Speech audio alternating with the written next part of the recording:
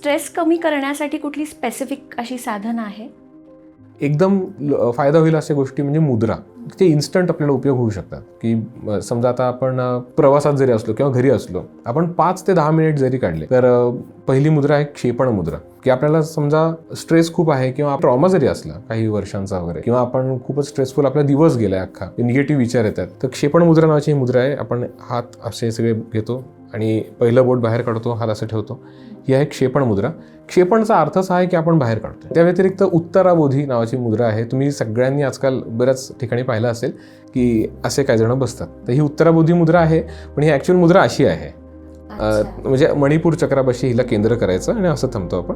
ही उत्तराबोधी मुद्रा आहे. ह्या मुद्रेचा एक फायदा असा आहे की स्ट्रेस तर कमी होतोच, निगेटिव्ह एनर्जीज किंवा निगेटिव्ह फोर्सेसचा त्रास होतोय, किंवा बऱ्याचदा असं होतं बघा आपल्याला सायकिक अटॅक्स होतात, तर त्यावेळेला ही मुद्रा आपल्याला खूप उपयोगी ठरू शकते.